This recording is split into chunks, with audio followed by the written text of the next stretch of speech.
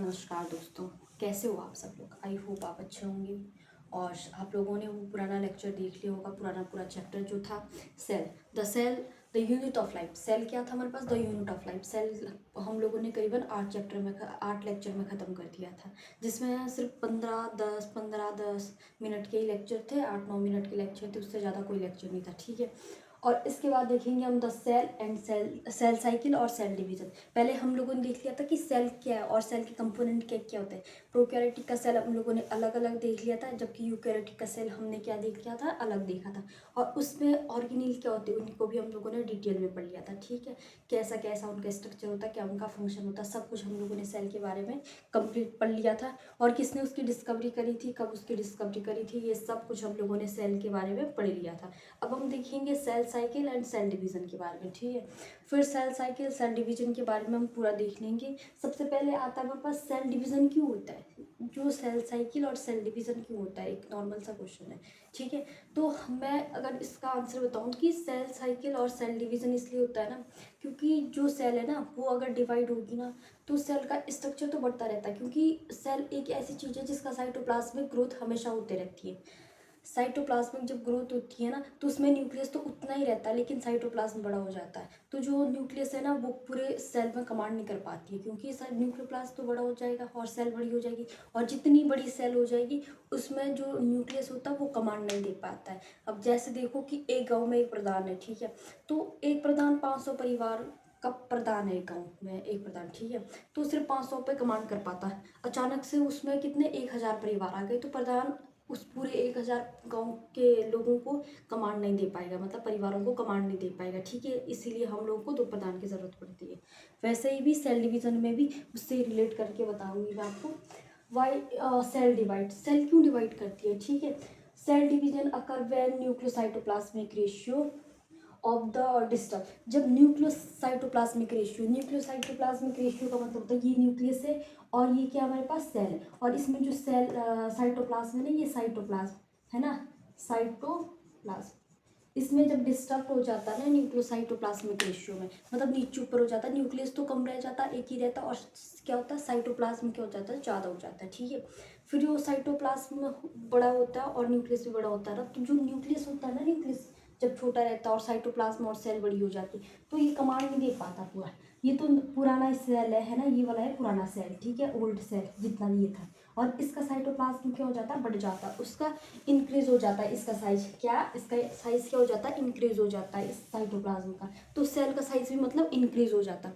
फिर जब सेल का साइज इंक्रीज हो जाएगा ना तो इसमें क्या आ जाएगा, न्यूक्लियोसाइटोप्लाज्मिक रेशियो जब ज़्यादा आ जाएगा ना तो जो ये न्यूक्लियस होता है ना ये अपनी कमांड देना छोड़ देता है, मतलब नहीं दे पाता ये कमांड। भाई देखो ये तो सिर्फ इतने पे अपनी कमांड दे पा रहा था ना, ऐसे अपने कमांड इसी पे दे पा रहा था, इस पे नहीं दे पा रहा है कमांड, क्योंकि यहीं तक पहुंचेगा, यहाँ तक पहुंचने में इसको क्या लगेगा, टाइम लगेगा। ठीक है। फिर इसीलिए हम लोगों को किस चीज़ की ज़रूरत पड़ती है, डिवीजन की ज़रूरत पड़ती है, ताकि जो डॉटर सेल होगी ना वो भी पेरेंट सेल के इक्वल बने या उससे थोड़ी आप बने, ताकि वो कमांड दे पाए। ठीक है। इसीलिए हम लोगों को सेल डिवीजन की क्या होती है, ज़रूरत होती है सबसे ज़्यादा, है ना। फिर देखेंगे हम due to increase the size and nucleocytoplasmic of the cell gets disturbed and nucleus start losing command over the cell. अब देखो जैसे इंक्रीज हो जाता है ना साइज, न्यूक्लियोसाइटोप्लाज्मिक रेशियो जब इंक्रीज होता है ना तो वो कमांड देना छोड़ देता है, कौन, न्यूक्लियस छोड़ देता है कमांड देना, क्योंकि न्यूक्लियस नहीं कर पाता उसको कमांड नहीं दे पाता है। न्यूक्लियस का सिर्फ इतनी, न्यूक्लियस की सिर्फ इतनी औकात है, इतना ही आप समझो, यहीं तक की औकात है न्यूक्लियस की, यहाँ तक नहीं पहुँच पाता है। ठीक है। इतनी कैपेसिटी है न्यूक्लियस की, यहीं तक कि अपना कमांड दे पाएगा। और न्यूक्लियस का काम क्या होता है, हम लोगों ने पढ़ा था ना, न्यूक्लियस एक ब्रेन ऑफ द सेल होता है, वैसे ये सिर्फ यहाँ तक कोऑर्डिनेट कर पाता। अगर न्यूक्लियस का साइज, सेल का साइज बड़ा हो जाता है ना तो न्यूक्लियस नहीं कमांड कर पाता उसके बाद। फिर देखेंगे उसके बाद losing command over the cell, cell के ऊपर से वो कमांड को क्या कर देता है, लूज कर देता है। ठीक है। Division initiated to restore nucleocytoplasmic ratio. अब देखेंगे हम जो डिवीजन होता है वो कैसे इनिशिएट होता है, टू रिस्टोर न्यूक्लियोसाइटोप्लाज्मिक रेशियो। जब इनिशिएट होता है ना, क्या इनिशिएट होता है, डिवीजन। डिवीजन तभी इनिशिएट होता है जब न्यूक्लियोसाइटोप्लाज्मिक रेशियो क्या होता है, रिस्टोर हो जाता है। इसीलिए ये क्या होता है, ये डिवाइड होता है ताकि इसका जो न्यूक्लियोसाइटोप्लाज्मिक रेशियो है ना ये रिस्टोर हो जाए, इतना ही हो जाए जितना इनका है। ठीक है। और इसमें फिर डिवीजन की हमें ज़रूरत पड़ती है, और इसमें क्या होता है, जो न्यूक्लियस होता है ये पूरी सेल में क्या कर पाता है, कमांड कर पाता है। बेसिक कॉन्सेप्ट में देखेंगे हम कि क्या क्या बेसिक कॉन्सेप्ट होते हैं कि जैसे सेल कैसे आई और सबसे छोटा सेल कौन था, जैसे जाइगोट था, फिर जाइगोट का फर्दर डिवीजन हुआ, कैसे कैसे जब जाइगोट डिवाइड होता है, फिर उसमें से हमारी बॉडी कैसे बनती है, बिलियंस और ट्रिलियंस सेल्स कैसे बनते हैं, है ना, क्या हैप्लॉइड होते हैं, क्या डिप्लॉइड होते हो, तो हम आगे बता देंगे आपको। पर फिर अभी देखेंगे हम कि सेल का डिवीजन कैसे होता है, कैसे साइटोप्लाज्मिक ग्रोथ होती है सेल में, ये सब कुछ है हमारे पास basic concept. All sexually reproducing organism start their life as a single zygote. अब इसमें क्या रखा, जितने भी सेक्सुअली रिप्रोड्यूसिंग ऑर्गेनिज्म होते हैं ना, सेक्सुअली रिप्रोड्यूसिंग ऑर्गेनिज्म, जैसे हम लोग क्या है सेक्सुअली रिप्रोड्यूसिंग ऑर्गेनिज्म है, ठीक है, ह्यूमन बींग्स, उसकी लाइफ कैसे स्टार्ट होती है, एक जाइगोट से स्टार्ट होती है ना, जब वो किसका फ्यूजन होगा, फीमेल ओवा एंड मेल स्पर्म, जब उन दो का जाइगोट होता है फिर बनता है क्या हमारे पास एक जाइगोट बनता है, ठीक है, जब इन दो का क्या होगा फ्यूजन होगा, मतलब फर्टिलाइजेशन होगा, फिर वो बनता है उसका जाइगोट। फिर उस जाइगोट क्या है, सिंगल डिप्लॉइड सेल होता है ना, सिंगल डिप्लॉइड सेल, फिर सिंगल डिप्लॉइड सेल से उसका क्या हो जाता है, डिवीजन होता है, ठीक है, जब डिवीजन होते रहता है इनका बहुत सारे डिवीजन बनते हैं, फिर क्या बनती है हमारी बॉडी बनती है, पूरी बॉडी बनती है हमारी, जैसे मतलब millions and trillions of cells बनते हैं हमारी बॉडी में, ठीक है, जब मिलियंस एंड ट्रिलियंस सेल्स बन जाएंगे हमारी बॉडी में तो तभी हमारी पूरी बॉडी बन पाएगी। फिर अब देखेंगे हम the single diploid cell has all the information, और जो सिंगल सेल है ना इसके पास क्या होती है, इंफॉर्मेशन होती है। अब हम कहेंगे कि ये वाला हाथ भी हमारा इतना ही बड़ा और ये वाला हाथ भी इतना ही बड़ा, ये वाली आँख कितनी बड़ी है और ये वाली आँख कितनी बड़ी, ये वाला कान इतना ही है और ये वाला कान इतना ही है।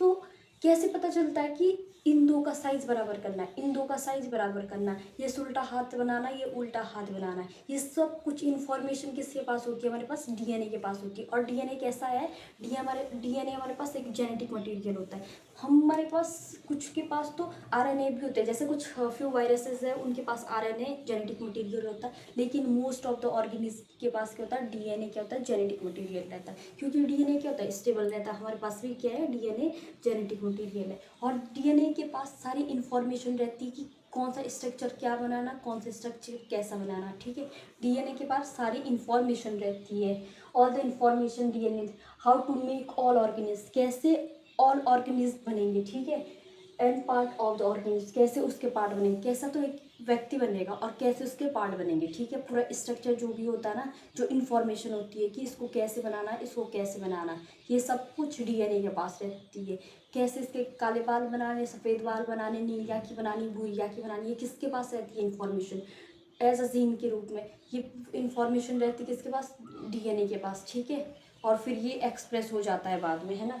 फिर देखेंगे हम zygote divide by a cell division, जो जाइगोट होता है ना वो कैसे डिवाइड होगा, मैंने बोला था जाइगोट है, इसका सेल डिवीजन होगा ना, पहले तो न्यूक्लियस डिवीजन होगा, ठीक है, फिर उसके बाद उसका, जबकि हाँ इसमें पता क्या है, जो जाइगोट में सबसे पहले कैसे डिवीजन होता है, इसमें उसका डिवीजन नहीं होता है सेल का, वो इंक्रीज नहीं होता है, G1 G2 एस फेज नहीं होती है, ठीक है, जब इसका डिवीजन होता है जाइगोट है, ह्यूमन बींग्स की बात बता रही हूँ मैं आपको, इसमें G1 S G2 फेज नहीं होते, क्योंकि इसमें क्या होता है, एस फेज तो होता है, G1 G2 फेज शायद नहीं होता है, ठीक है, उसमें इसलिए नहीं होता है क्योंकि इसमें पहले क्या होगा, साइज इंक्रीज होगा, मैं आपको हाँ बताऊँ, ये है हमारे पास जाइगोट, ठीक है, जब जाइगोट का फर्दर डिवाइड होता है ना तो ये पहले 2 सेल बनाता है, फिर फर्दर डिवाइड होता है, फिर ये 4 न्यूक्लियस कंपार्टमेंट बनाता है, ऐसे बनाता है, ये पूरा डिवाइड नहीं होता, सेल का डिवीजन नहीं होता, ये न्यूक्लियस का इंक्रीजमेंट होता है, ठीक है, ह्यूमन बींग्स में, है ना, ह्यूमन बींग्स का बता रही हूँ। उसी प्रकार से जो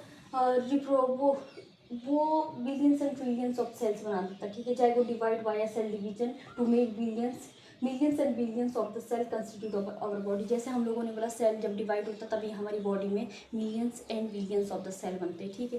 फिर उसके बाद growth and reproduction are characteristic of cell, एक सेल है, ठीक है, एक सिंगल सेल है, सिंगल जाइगोट सेल है, उसमें ग्रोथ और रिप्रोडक्शन क्या है, कैरेक्टरिस्टिक फीचर है, ठीक है, ये कैरेक्टरिस्टिक फीचर क्यों है, कैरेक्टरिस्टिक फीचर, ठीक है, ग्रोथ एंड रिप्रोडक्शन, इसलिए क्योंकि इसमें क्या होगा, एक सिंगल है, उसमें अगर सेल का डिवाइड होगा ना तो उसमें उसी को रिप्रोडक्शन बोलेंगे, जैसे हमारे पास बैक्टीरिया है ना, उसमें जब फिजन होता है ना, जो सिंगल यूनिसेलुलर ऑर्गेनिज्म होता है, बैक्टीरिया छोड़ो आप, सिंगल यूनिसेलुलर ऑर्गेनिज्म होता है, उसमें जब सेल डिवीजन होता है ना तो वो एक्ट करता है किसकी तरह, रिप्रोडक्शन की तरफ, क्योंकि रिप्रोडक्शन में भी तो 2 ऑर्गेनिज्म बनते नहीं, और वैसी सेल डिवीजन में भी 2 सेल बन रही है, ठीक है, और रिप्रोडक्ट उसमें यूनिसेलुलर में भी 2 बन रहे हैं, ठीक है, यही चीज़ है इसमें। और reproducing characteristic of the this means the cell tend to increase its size. जो इसका मतलब होता है जो सेल होता है ना वो क्या करेगी, इंक्रीज कर रही है अपने साइज को, ठीक है। इसलिए इसमें जो दो सबसे पहले होगा सेल ग्रोथ होगी, ठीक है, सेल इसमें ग्रोथ होगी, ठीक है। पहले ये वाला सेल छोटा है, यहाँ बड़ा सेल बन गया है ना। फिर जब बड़ा सेल बनता है तो इसमें जो न्यूक्लियस होते हैं इनका नंबर ज़्यादा हो जाता है, ठीक है। फिर जब न्यूक्लियर डिवीजन हो जाता है फिर उसके बाद क्या होता है, साइटोप्लाज्मिक डिवीजन होता है। फिर इसको क्या क्या बोलते हैं, कैरियोकाइनेसिस और साइटोकाइनेसिस। कैरियोकाइनेसिस का मतलब होता है सेल का न्यूक्लियस का डिवीजन, यहाँ हो रहा है कैरियोकाइनेसिस, और यहाँ हो रहा है साइटोकाइनेसिस, यहाँ का सेल का डिवीजन हो रहा है, ठीक है। दो प्रकार के डिवीजन हो रहे हैं यहाँ, है ना।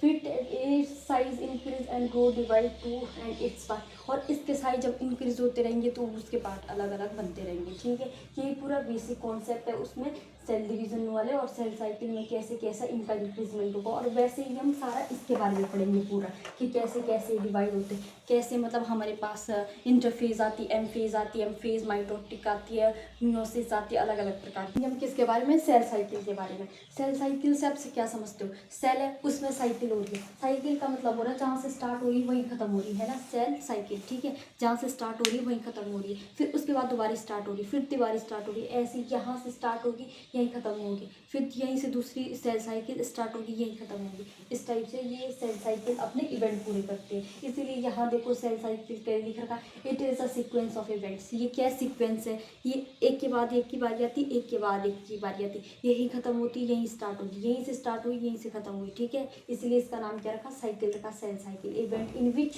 Grow in size duplicate its genome. यहाँ पता क्या है सेल साइकिल में क्या क्या होता है, इसमें जब सेल तो साइकिल में क्या क्या इवेंट्स होते हैं, अलग अलग इवेंट्स होते हैं। किसी में डीएनए का डुप्लीकेशन होता है, प्रोटीन सिंथेसिस होता है, आरएनए का सिंथेसिस होता है, एटीपी बनती है, एसिड्स बनते हैं, बहुत सारे ऑर्गेनिज्म का बनते हैं, सेल साइकिल के अंदर बनते हैं। अब देखो हमारे पास एक सेल है, ठीक है, ये सेल है हमारे पास, है ना, ये सेल है हमारे पास, और इस सेल में क्या होगा, दो सेल बनेंगे इस सेल से। तो इसका मतलब ये थोड़ी है कि मतलब यहाँ सारे माइटोकॉन्ड्रिया, यहाँ की गोल्जी बॉडी या ये सब कुछ एक जगह गए दूसरी जगह नहीं गए।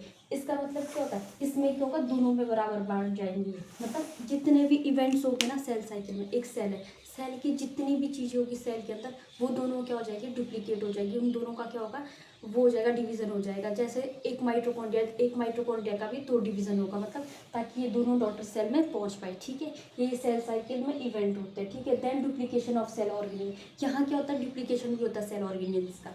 जैसे डुप्लीकेशन ऑफ सेल ऑर्गेनिल से क्या समझते हो आपकी, मतलब एक हमारे पास एक न्यूक्लियस है, दो न्यूक्लियस बनाने पड़ेंगे ना दो सेल के लिए, एक न्यूक्लियस इसमें जाएगा एक न्यूक्लियस इसमें जाएगा। ऐसा तो नहीं है ना कि एक ही सेल में एक न्यूक्लियस रह लेगा दूसरे सेल में कोई न्यूक्लियस नहीं। इसका मतलब ये है कि डुप्लीकेशन ऑफ सेल ऑर्गेनिल की ज़रूरत पड़ती है। अगर हम सेल का डिवीज़न कर रहे हैं तो सेल का जितना भी अंदर का माल मसाला सेल के अंदर का, उसका भी हमें क्या करना पड़ेगा, सेल डिवीज़न करना पड़ेगा, ठीक है। फिर उसके बाद देखें duplication of organelle, synthesis various cellular component like RNA, protein, acids, ATPs, finally give a daughter cell, ठीक है। जब ये सब कुछ डिवीजन हो जाएगा ना, पहले इस सेल में सब कुछ डिवाइड करना पड़ता है। यहाँ माइटोकॉन्ड्रिया, यहाँ क्या है, न्यूक्लियस, यहाँ न्यूक्लियस है, यहाँ एंडोप्लाज्मिक रेटिकुलम है, यहाँ एंडोप्लाज्मिक है। जितनी ये दो चीज़ें इस चीज़ में तो सेल में दिए वाली ऑर्गेनिल है ना, इनका जब तक डुप्लीकेशन नहीं हुआ ना इन ऑर्गेनिल का, मतलब सिंथेसिस दो नहीं बनी इन चीज़ों के दो पार्ट, तब तक इसमें क्या होगा, ये साइटोप्लाज्मिक ग्रोथ और साइटोप्लाज्मिक डिवीजन भी नहीं होगा, ठीक है। यहाँ ग्रोथ होगी साइटोप्लाज्मिक की, लेकिन यहाँ डिवीजन हो रहा है। डिवीजन तब तक नहीं होता जब तक जो अंदर का माल मसाला होता है ना सेल के अंदर का, जितना भी माल मसाला वो दो नहीं हो जाता, दुगना करना पड़ता है, क्योंकि दो सेल बना रहे हैं तो दो सेल में भी तो उतना ही काम चलेगा। दो डॉटर सेल बना रहे हैं, वो ऐसी होनी चाहिए जैसे उसकी पेरेंट सेल है, ठीक है। इसीलिए हम लोगों को उसका क्या का सिंथेसिस कराना पड़ता है, आरएनए डबल बनाना पड़ता है, प्रोटीन दो बनाने पड़ते हैं, एसिड्स दो बनाने पड़ते हैं, फिर तभी फाइनली ये क्या देते हैं, दो डॉटर सेल देते हैं, ठीक है, तभी ये डॉटर सेल देते हैं, है ना। फिर अब देखेंगे हम सेल ग्रोथ। सेल ग्रोथ किसके टर्म में बोलते हैं, सेल ग्रोथ हम बोलेंगे कि सेल ग्रोथ करिए। सेल ग्रोथ पता किस टर्म में बोलेंगे, कि जो सेल है ना उसका जो साइटोप्लाज्मिक कंटेंट होता है, जैसे ही वाला कंटेंट है साइटोप्लाज्मिक कंटेंट, जब ये बढ़ जाएगा ना इसको बोलते हैं सेल ग्रोथ। क्योंकि इसमें क्यों बढ़ जाएगा साइटोप्लाज्मिक ग्रोथ, ठीक है। पहले देखेंगे हम एक क्या बताते हैं आपको, ये सेल है हमारे पास, ठीक है, सेल है हमारे पास, है ना, ये नॉर्मल सेल है, इसमें एक डीएनए एक इसमें एंडोप्लाज्मिक रेटिकुलम है, ये ER है, ये सब कुछ जो भी चीज़ें है ना लग रखी है, ये एक एक है, ठीक है। अब इसमें साइटोप्लाज्म की जब ग्रोथ हो जाती है तो ये बड़ी हो जाती है, क्योंकि इसके पास 2 न्यूक्लियस आ जाते, 2 ER आ जाते और माइटोकॉन्ड्रिया, ये सब कुछ जो भी माल मसाला ये डबल होने लगता है। फिर जब किसी चीज़ में डबल होने लगेगा ना, तो इसका मतलब क्या है, उसका साइटोप्लाज्मिक ग्रोथ क्या हो रही है, ज़्यादा हो रही है, मतलब सेल की साइटोप्लाज्मिक ग्रोथ क्या हो रही है, ज़्यादा हो रही है, मतलब इंक्रीज हो रहा है वो साइज में, ठीक है सेल, क्योंकि उसमें साइज क्या हो रहा है, ज़्यादा हो रहा है, इनके साइज हो रहा है, इंक्रीज हो रहा है नंबर में, जो माल मसाला वो डबल हो रहा है ना, तो इसलिए जो सेल होगी वो भी क्या हो जाएगी, डबल हो जाएगी। मतलब आप समझ पा रहे हो ना मैं क्या कहना चाह रही हूँ। फिर उसके बाद थ्रू आउट द लाइफ, उसमें ये क्या होती है, सेल कंटिन्यूस प्रोसेस होती है, ठीक है। और ये चीज़ क्या होती है, कंटिन्यूस प्रोसेस होती है, ठीक है। सेल जो डिवीज़न होता है ना, ये कंटिन्यूस प्रोसेस होता है, और जो सेल डिवीज़न में जितना भी माल मसाला होता है ना, ये इसका डबल होना भी एक कैसे प्रोसेस है, कंटिन्यूस प्रोसेस है, ठीक है। फिर process the cell growth throughout the life, जो सेल होती है ना वो पूरी ज़िंदगी भर चलती है। जैसे कि हमारे इधर के सेल है, नॉर्मल सी बात है, हमारा जब कट जाता है ना, फिर बाद में क्या होता है, कटने के बाद 5-6 दिन बाद खुद ही सही होने लगता है ना, एंटीसेप्टिक लगाते तब तो जल्दी होता है, जबकि नॉर्मली भी रखते हैं ना फिर भी सेल हो जाता, मतलब भर जाता सेल। वहाँ क्या होती है, जो डेड सेल है वो तो निकल जाती है, वहाँ क्या न्यू सेल बन जाती है, ठीक है। इसीलिए जो सेल साइकिल और सेल डिवीज़न है ये कंटिन्यूस है। और जब कुछ ऑर्गेनिज्म में क्या होता है, जो सेल होती है वो डिवाइड नहीं करती, जैसे नर्व सेल और हार्ट सेल में, ठीक है। इसलिए जब बोलते हैं कि मतलब कि हम गाड़ी चलाएंगे, स्कूटर बाइक जो भी चलाते हैं, उसमें हम लोगों को हेलमेट पहनना बहुत ज़रूरी है, क्योंकि अगर हमारी नर्व सेल डैमेज हो गई, वो उसका डिवीज़न होना इम्पॉसिबल है। और सबसे पहले सबसे ज़्यादा किसका सेल डिवीज़न होता है, सबसे ज़्यादा डिवीज़न होता है हमारी लीवर का सेल का। अगर लीवर की सेल हमारी थोड़ी ख़राब हो गई ना, तो उसकी जगह हमारी बहुत सारी नई सेल बन जाती है, ठीक है। यही होता है लीवर की सेल में, जल्दी जल्दी डिवीज़न होता है लीवर की सेल का, ठीक है। फिर देखेंगे हम all these events of cell cycle under the genetic control. इसका मतलब है, जैसे मैंने आपको बोला था कि जो DNA है ना हमारा, ये एक जेनेटिक मटेरियल है, ठीक है। और DNA क्या होता है कि जो जेनेटिक मटेरियल है ये अपनी एक्सप्रेशन देता है, ठीक है, कि कैसा हाथ बनेगा, कैसा पैर बनेगी, कैसी आँख बनेगी, कैसे हमारे पास कान बनेंगे। वैसे ही जितनी भी प्रोसेस होती है ना, यहाँ यहाँ जो सेल डिवीज़न में प्रोसेस होती है वो जेनेटिक के कंट्रोल के अंदर होती है, ठीक है। जेनेटिक मटेरियल होता है ना, उसके कंट्रोल में होती है चीज़ें। जैसे यहाँ 2 RNA बनेंगे, यहाँ भी 2 RNA बनेंगे, यहाँ 2 न्यूक्लियस बनेंगे या 2 न्यूक्लियस बनेंगे, ये किसके पास सारी इन्फॉर्मेशन रहती है, जेनेटिक कंट्रोल के पास रहती है ना, मतलब DNA के पास रहती है ना, इसीलिए सारी प्रोसेस किसके अंडर में होती है, जेनेटिक कंट्रोल के अंडर में होती है, ठीक है। फिर देखेंगे genetic control is clearly by 2 different molecule. अब देखेंगे जो जेनेटिक कंट्रोल के भी 2 मॉलिक्यूल है, ठीक है, जो हमारी सेल साइकिल में मदद करते हैं। अब उनके भी अलग अलग नाम है, ठीक है, जेनेटिक कंट्रोल की। एक तो होता है साइक्लिन, ठीक है, साइक्लिन प्रोटीन, और दूसरा होता है CDKase प्रोटीन, जिसका नाम है साइक्लिन डिपेंडेंट काइनेज, ठीक है। ये 2 प्रोटीन होते हैं जो किस में मदद करते हैं, किसके कंट्रोल, जो किस में मदद करते हैं, वो सेल साइकिल में। सेल में जितनी भी काम होगा ना, जितना भी अगर गलत सही सब कुछ होगा, ये इनके कंट्रोल में रहता है, साइक्लिन प्रोटीन और CDKase प्रोटीन, ठीक है, इनके कंट्रोल में रहता है ना ये सब, ये पूरा इवेंट सेल साइकिल के 2 मॉलिक्यूल के कंट्रोल में, साइक्लिन और CDKase है साइक्लिन डिपेंडेंट काइनेज, ठीक है, उसकी फुल फॉर्म है साइक्लिन डिपेंडेंट काइनेज, ठीक है। और एक है साइक्लिन प्रोटीन, है ना। फिर देखेंगे हम duration of cell cycle is variable. अब देखेंगे हम जो सेल साइकिल की ड्यूरेशन होता है और जो सेल डिवीज़न होता है वो अलग अलग होता है। जो सेल साइकिल होती है किसी में जल्दी ख़त्म होती है, किसी में बहुत टाइम लगाती है, ठीक है। अब देखेंगे हम कि ईस्ट है हमारे पास, ईस्ट में 90 मिनट में, मतलब 1.5 घंटे में हमारे पास क्या होती है, सेल साइकिल ख़त्म होती है। एक ईस्ट को अगर हम कहीं रख देंगे ना, फिर उससे 2-3 मतलब कॉलोनीज ऑफ ईस्ट जो बनेगी ना, वो 90 मिनट के बाद बनेगी, ठीक है, 90 मिनट मतलब 1.5 घंटे के बाद। और जबकि इकोलाई होती है वो 20 मिनट में क्या हो जाती है, डिवाइड हो जाती है। और जो एडल्ट हार्ट सेल और नर्व सेल होती है वो कभी डिवाइड नहीं करते, ठीक है, जैसे मैंने आपको बताया था पहले। फिर और ह्यूमन सेल है वो 24 घंटे लगाती है सेल डिवीज़न के लिए, ठीक है।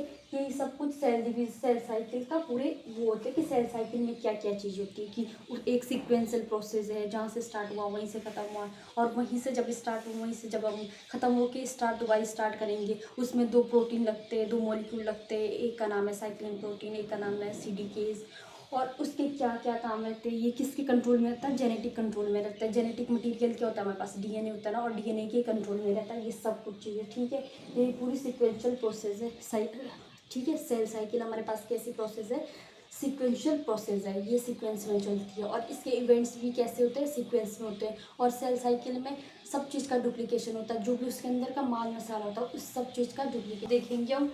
Phase of cell cycle, cell cycle के अलग अलग फेजेस के बारे में देखेंगे, क्योंकि सेल साइकिल हमारे पास कैसी है, उसके पास हमारे पास पूरी साइकिल के उस पे रूप में जाती है ना, तो इसका मतलब ये है कि उसमें फेज में बटी होगी। ऐसा तो नहीं होगा कि पूरा एक जगह से स्टार्ट होगी एक जगह खत्म होगी, उनमें भी कुछ कुछ फेजेस होगा ना, जो डिवीजन होगा उन फेजों का, ठीक है। फिर देखेंगे हम फेज ऑफ सेल साइकिल, एक होती है इंटरफेज, एक होती है एम फेज। जो इंटरफेज होती है ना, इंटरफेज का मतलब, इंटरफेज को पता है क्या बोलते हैं, रेस्टिंग फेज ही बोलते हैं इंटरफेज को, ठीक है। और इसको प्रिपरेशन वाली फेज बोलते हैं, क्योंकि जितना भी सेल साइकिल का जो प्रिपरेशन होता है ना, ये डुप्लीकेशन, जितने भी ऑर्गेनिज्म का डुप्लीकेशन होता है ना, सेल ऑर्गेनिज्म का, ठीक है, वो कहाँ होता है, रेस्टिंग फेज में होता है। यहाँ रेस्टिंग फेज इसलिए बोला ना इसको, ये मेटाबॉलिक तो एक्टिव रहती है, ठीक है, लेकिन इसमें क्या होता है, एक्चुअल डिवीजन नहीं होता। एक्चुअल डिवीजन का होता है एम फेज में होता है, ठीक है, इसीलिए इसको रेस्टिंग फेज बोलते हैं। जबकि यहाँ मेटाबॉलिकली कैसी रहती है, बहुत एक्टिव रहती है, इसमें सब चीज़ें होती है, ठीक है। क्योंकि अब देखो, अगर हम कहीं जाते हैं, कुछ भी चीज़ होती है ना, तो हमें सबसे ज़्यादा तो प्रिपरेशन करनी पड़ती है। किसी भी कॉम्पिटिटिव एग्जाम के लिए सबसे ज़्यादा तो हम लोगों को किस चीज़ में टाइम लगता है, प्रिपरेशन करने में लगता है ना। वैसे ही इंटरफेस भी, इंटरफेस कैसी होती है, प्रिपरेटरी फेज होती है, ठीक है, यहाँ प्रिपरेशन करने में बहुत टाइम लगता है। वैसे ही कॉम्पिटिटिव एग्जाम के लिए भी प्रिपरेशन करने में ज़्यादा टाइम लगता है, लेकिन जिस दिन हम पेपर देते हैं वो तो बहुत कम टाइम होता है, ठीक है।